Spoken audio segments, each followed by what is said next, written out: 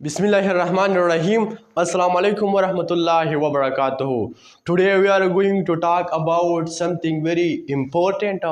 Today we have some verbs and today we are going to talk about these verbs and the difference between these words the difference among these words موږ به نن د have په حواله سره او د has په حواله سره او د head په حواله سره خبره کوو چې have به موږ کله استعمالو خو چې کله موږ دا استعمالو is a main verb not helping verb چې کله موږ دا as a main verb استعمالو نو په دې ویډیو کې موږ نن دا خبره کوو چې have به موږ د څه لپاره استعمالو او has به موږ د څه لپاره استعمالو او head به موږ د څه لپاره استعمالو او موږ به دا کله استعمالو نو په دې ویډیو کې به تاسو په ټول کنسپټ باندې پوه شئ نو راځئ چې لاول موږ خبره وکړو first of all we are going to talk about the have په حواله سره او موږ نن خبره کوو چې have به موږ څنګه استعمالو او کله چې تاسو have وپېژاندو نو اتوماتیکلی تاسو ته has هم یاد شو او head هم یاد شو نو لاول موږ له پېژندلې د have په حواله سره او چې have موږ وپېژاندو نو ما درته ویل چې has او head تاسو ته یاد شو نو راځئ چې موږ have وپېژنو have به موږ کله استعمالو نو موږ به د have په حواله سره خبره کوو چې have به موږ د څه لپاره استعمالو نو have به موږ استعمالو د دریو څیزونو لپاره او په یو څیز باندې به تاسو پوه شئ ډېر په اسان الفاظو کې کو تاسو دا ویډیو تر اخیره پورې وکتل نو راځئ چې موږ have یاد کړو د have استعمال یاد کړو اگزامپل یې ورکړو تاسو په اسانو الفاظو کې پوه شئ نو زه لیکم چې have به موږ استعمالو د پوزیشن لپاره د څه لپاره موږ have استعمالو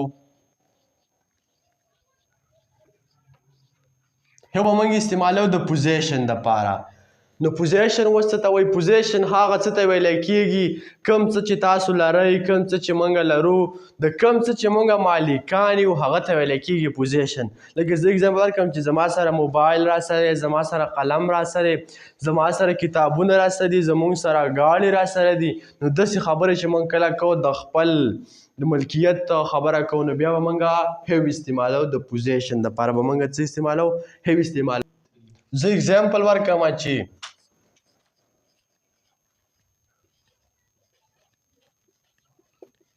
ما اگزامپل ورکړو چې I have a mobile زما سره یو موبایل را سره دی زه یو موبایل لرم نو دا زه د دې موبایل مالک یم نو ما استعمال کو د have سره موږ تذکره وکړله چې have به موږ استعمالو د پوزیشن دپاره زه بل اگزامپل ورکړم تاسو په اسان الفاظو کې پوه شئ زه اگزامپل ورکړم چې I have a new car I have a new car زما سره یو نوی ګاډی را سره دی زه د یو نوي ګاډي مالک یم نو ما ځکه په have سره استعمال کو I have a new car زما سره یو نوی ګاډی نو زه د دې نوي ګاډي ملکیت شو کوم چې دا نوی ګاډی د چا سره دی زما سره را سره دی نو دا ما په have سره ایکسپریس کو زه بل اگزامپل ورکړم چې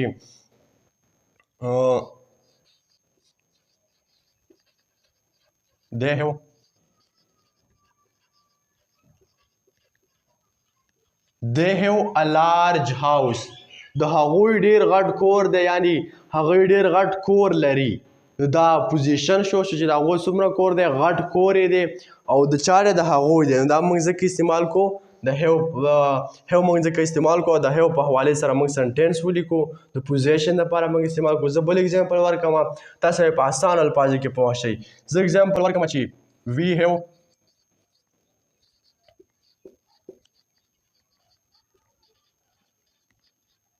we have different books زموږ سره مختلف کتابونه را سره دي موږ مختلف کتابونه لرو نو دا ما په څه سره ایکسپریس کو په have سره نو موږ تذکره وکړله د پوزیشن په حوالې سره چې have به موږ څنګه د پوزیشن دپاره استعمالو ما اګزامپل یې ورکړي چې I have a mobile زما سره یو موبایل دی یعنې دا موبایل پوزیشن د چا سره لري زما سره I have a new car زما سره یو نوی ګاډی دی they have a large house د هغوی غټ کور دی we have different books زموږ سره مختلف کتابونه را سره دي نو کله چې تاسو د خپل پوزیشن خبرې کوئ چې کوم څه چې تاسو لرئ د هغه په حوالې سره خبره کوئ بیا به تاسو have استعمالوئ لکه I have a pen I have a mobile نو کله چې تاسو داسې خبرې کوئ بیا به تاسو have استعمالوئ نو د پوزیشن لپاره خو موږ have استعمال کو have به موږ استعمالو د ریلیشن لپاره هم زه لیکم چې have به موږ د ریلیشن لپاره هم استعمالو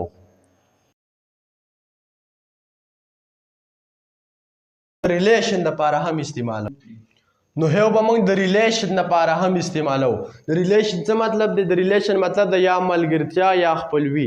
نو کله چې تاسو د دې په حوالې سره خبره کوئ بیا به هم تاسو هیو استعمالوئ.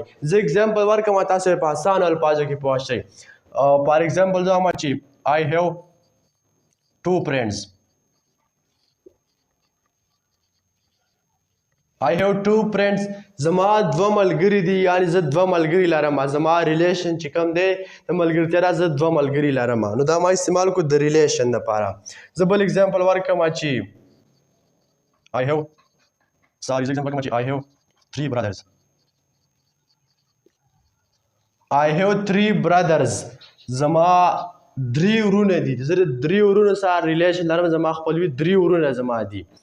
نو ما هیو استعمال کو او خپل ریلیشن مې ایکسپریس کو.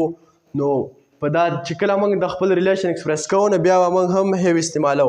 I have three brothers. زما درې ورونه دي. I have four sisters. زما څلور خویندې دي. I have a sister. زما یوه خور ده. نو کله چې موږ داسې خبرې کوو بیا به موږ هم هیو استعمالو. نو ما استعمال کو هیو د پوزیشن دپاره او د ریلیشن دپاره. خبره کلیر شوله. اوس یو څیز پاتې شو چې هیو موږ هم د هغه لپاره استعمالو. هغه ته ویلی کېږي النسو. هیو به موږ استعمالو د النس دپاره هم.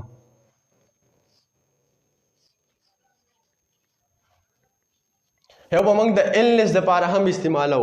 د النس مطلب دی بیماریانې. چې کومې بیماریانې په تاسو کې یو هغه ایکسپریس کول غواړئ نو بیا به هم تاسو د هیو استعمال کوئ. زه اگزامپل ورکوم تاسو ته به خبره کلیر شي. په اسانو الفاظو کې به پوه شئ. لکه زه اگزامپل ورکوم چې I have a headache.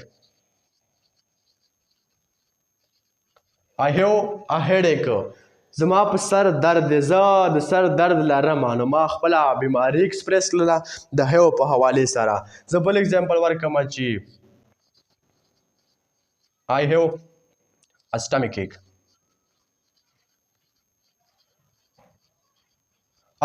نو I have a stomach ache. زه د معدې درد لرم. زما په معده درد دی. نو زه چې کله خپله بیماري ایکسپریس کول غواړم نو د هیو په حوالې سره د هیو په ذریعه باندې موږ ایکسپریس کوو. زه بل اگزامپل ورکوم وایم چې I have a backache. I have a backache. زه د ملا درد لرم. زما په ملا درد دی. نو دلته ویلی کېږي هیډیک. هیډیک ویلی کېږي د سر درد ته. او بل دی سټمک ایک. سټمک ایک ویلی کېږي د معدې درد ته. او بل دی بیک ایک. بیک ایک ویلی کېږي د ملا درد ته. نو ما د هیو په حوالې سره خبره وکړله. هیو موږ استعمال کړو د پوزیشن دپاره، د ریلیشن دپاره او د النس دپاره. او تاسو به ډېر اسانو الفاظو کې پوه شوي وئ. نو اوس چې تاسو هیو یاد کو نو تاسو ته هز هم یاد شو او هیډ هم یاد شو. اوس به موږ د هیو په حوالې سره خبره کوو. لږ ډسکشن به کوو. نور تاسو ته هیز یاد شوی. هیز به هم موږ د دریو څیزونو دپاره استعمالو. زه لیکم چې هیو به موږ استعمالو د پوزیشن دپاره. هیو به موږ استعمالو د ریلیشن دپاره هیز. او هیز به موږ استعمالو د النس دپاره. دا به هم موږ د دریو څیزونو دپاره استعمالو. د پوزیشن دپاره، د ریلیشن دپاره او د النس دپاره. اوس په دې کې ډفرنس څه دی؟ په دې کې ډفرنس دا دی هیو به موږ هله استعمالو کله چې پلورل سبجیکټ رالی. بیا به موږ یا پلورل ناون رالی بیا به موږ استعمالو هیو. او هیز به موږ استعمالو کله چې سینګولر سبجیکټ رالی یا سینګولر سبجیکټ رالی یا سینګولر ناون رالی نو بیا به موږ استعمالو هیزو.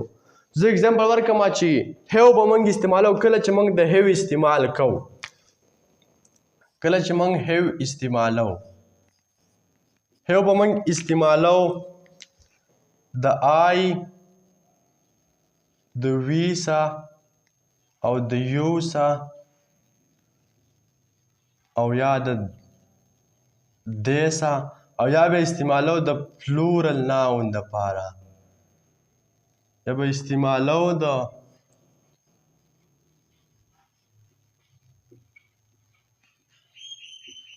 پلورل ناونز دپاره یعنې د پلورل سبجیکټ دپاره کله چې آی راله یا وی راله یا یو راله یا دی راله یا پلورل ناونز راله د هغه سره به موږ استعمالو هیو او د دې نه علاوه چې کله پلورل دا رانل یا آی رانله یا وی یا یو یا دی یا پلورل ناونز رانلې نو بیا به موږ استعمالو هیزو هیز به موږ د څه سره استعمالو زه دلته لیکم چې هیز به موږ استعمالو د یا به د هی سره استعمالو یا به د شی سره استعمالو یا به د اټ سره استعمالو یا به د هی سره استعمالو یا به د شی سره استعمالو او یا به د اټ سره استعمالو او یا به استعمالو د سنګولر ناون دپاره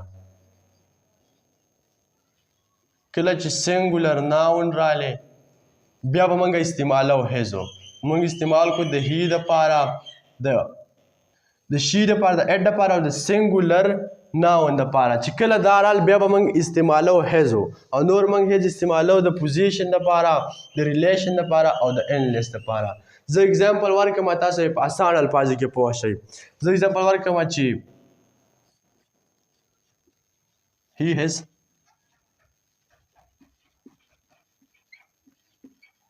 ما اگزامپل ورکړو چې he has a new car د هغه سره نوې ګاډی ورسره دی نو دلته موږ استعمال ځکه کو هیزو چې دلته راغلی دی سبجیکټ سینګولر دی هی راغلی دی نو موږ ځکه استعمال کو هیزو او دلته موږ استعمال کړی چې آی هیو ا نیو کار دلته آی راغلی د آی زموږ سره پلورل سبجیکټ دی نو ځکه دې سره موږ هیو استعمال کړی او دلته چې موږ د هیز استعمال کو دلته رالی سینګولر سبجیکټ رالی هی رالی نو ځکه موږ استعمال کو هیزو زه بل اگزامپل ورکړم تاسو په اسان الفاظو کې پوه شئ زه اگزامپل ورکړم چې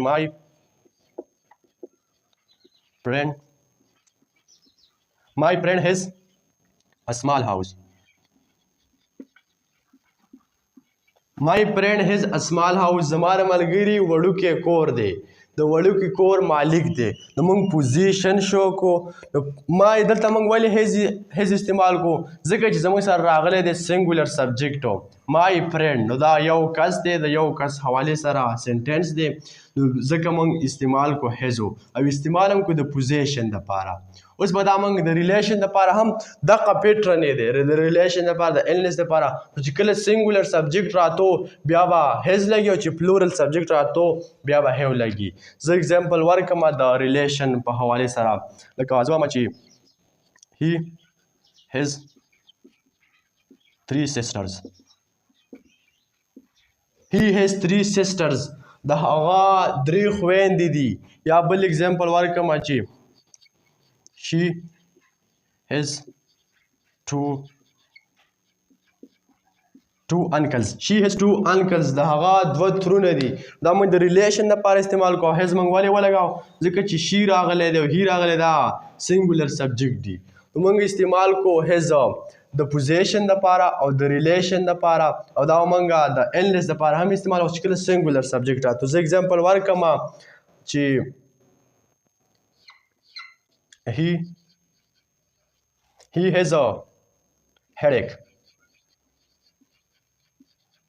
د هغه په سر درد دی دلته ما استعمال کړی چې I have a headache I زموږ سره پلورل سبجیکټ او دلته هی چې رالی موږ ورسره هیز استعمال کو دا زموږ سره سنګولر سبجیکټ دی نو کله چې موږ هیو او هیز استعمالو هیو به موږ استعمالو کله چې پلورل سبجیکټ رالی او هیز به موږ کله استعمالو کله چې سنګولر سبجیکټ رالی په دې دواړو کې ډفرنس دغه دی نو اوس موږ دا د اټ سره څنګه استعمالو اټ سره لکه موږ چې یو مثال دا یو کټ زه یو کټ طرف ته اشاره کوم چې اټ هیز 4 legs د دې 4 خپې دي زه اگزامپل ورکړم چې اټ هیز 4 legs د دې 4 خپې دي نو کله چې موږ داسې اټ مطلب دی دا چې کله موږ داسې خبره کوو بیا دې سره موږ استعمالو هیز اټ هیز 4 legs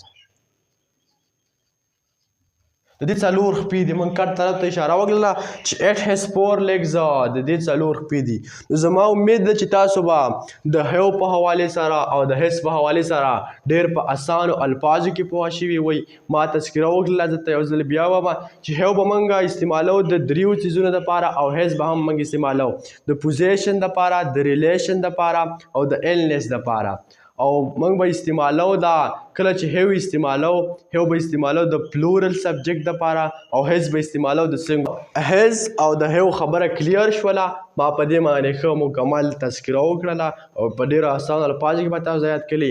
اوس زموږ سره پاتې شو لاست ون کوم چې دی هیډ. اوس زموږ د هیډ په حوالې سره خبره کوو. هیډ تاسو ته اټومیټیکلی یاد شوی دی. د هیډ د به موږ استعمالو، هیډ به هم موږ استعمالو د پوزیشن دپاره. لیکم چې هیډ به هم موږ استعمالو د پوزیشن دپاره، دا به موږ استعمالو د ریلیشن دپاره، او دا به موږ استعمالو د ایلنس دپاره. خو په دې کې بس ډفرنس څه دی؟ کله چې موږ هیډ استعمالو د دریو څیزونو دپاره، نو هیډ به موږ استعمالو د پاست پوزیشن دپاره، د پاست ریلیشن دپاره، او د پاست ایلنس دپاره. زه دلته لیکم چې دا به موږ استعمالو د پاست دپاره چې کوم څه تا په تیر شوي وخت کې لرل خو اوس یې نه لري، هغه ته ویلی کېږي پاست پوزیشن، پاست ریلیشن، پاست ایلنس. ما تذکره وکړله چې هیډ به موږ کله استعمالو. هیډ به موږ هله استعمالو د پاست پوزیشن دپاره، هغه څه چې تا په تیر شوي وخت کې لرل، ته په تیر شوي وخت کې مالک خو اوس یې نه وي. او دا به موږ استعمالو د پاست ریلیشن دپاره، هغه رشتې چې هغه تا په تیر شوي وخت کې لرلې خو اوس یې نه لري. او دا به موږ استعمالو د پاست ایلنس دپاره، کومې چې تیر شوي بیماریانې چې تا په تیر شوي وخت کې کومې بیماریانې لرلې او ته ایکسپریس کول غواړې او اوس هغه ته نه لري، نو بیا به ته استعمال کې د هیډ په حوالې سره، بیا به ته هیډ استعمالې. زه اګزامپل ورکړم تاسو په اسانو الفاظو کې پوهه شئ. لکه زه اګزامپل ورکړم، دغه اګزامپل زه درته کنورټ کړم چې I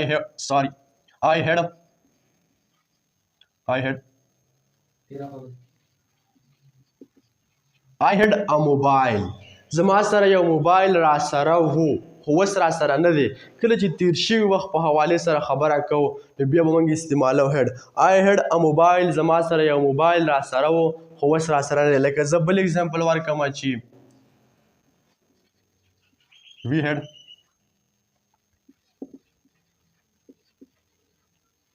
we had 4 cars.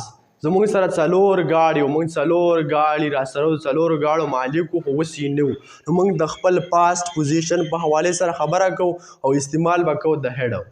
نو زما امید ده چې تاسو به په هیډ باندې پوه شوي د پوزیشن لپاره چې دا موږ څنګه استعمالو. I had a mobile، زما سره یو موبایل وو خو اوس را سره نه دی. We had 4 cars، زموږ سره 4 ګاډي خو اوس را سره نه وي. هیډ به موږ استعمالو د پلورل سبجیکټ دپاره او د سنګولر سبجیکټ دپاره هم. دا به موږ استعمالو د دواړو دپاره. کو هی شي ایټ رالی، سنګولر ناون رالی، یا آی وی یو دی رالی، یا پلورل ناونز رالی، دا به موږ د ټولو دپاره استعمالو. چې هر څه رالی، کو سنګولر سبجیکټ رالی، سنګولر ناون رالی، یا پلورل سبجیکټ رالی، نو دا به موږ د دواړو دپاره استعمالو. نو زه اګزامپل ما ورکړو د پوزیشن په حوالې سره، د ریلیشن په حوالې سره زه ورکړم چې زه وایم چې I had 8 friends. I had 8 friends. زما 8 ملګري وو، ما 8 ملګري را سره وو. نو اوس به زما سره یا یو یا 2 ملګري. اوس په دې وخت کې چې زما سره نه یو، د پاست په حوالې سره موږ خبره کوو. I had 8 friends، زما 8 ملګري وو، یعنې اوس مې نشته. نو دا موږ د ریلیشن په حوالې سره خبره وکړه. یا زه بل اګزامپل ورکړم چې he had 3 brothers. He had 3 brothers.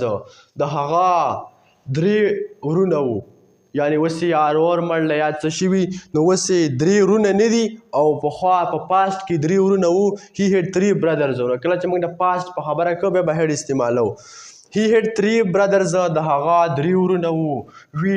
We had 4 brothers. زما 4 ورونه وو. نو کله چې موږ د تیر شوي پوزیشن خبره کوو، د تیر شوي ریلیشن خبره کوو، نو موږ به هیډ استعمالو، یعنې تیر شوي ایلنس خبره کوو. زه اګزامپل ورکړم بل د ایلنس په حوالې سره. زه وایم چې I had a headache. I had a headache. زما په سر درد وو، یعنې اوس نشته. دا خبره په پاست کې کېږي. زما په سر درد وو خو اوس نشته دی. نو دا موږ استعمال کړو د پاست ایلنس دپاره. یا زه بل اګزامپل ورکړم چې she had a stomach ache.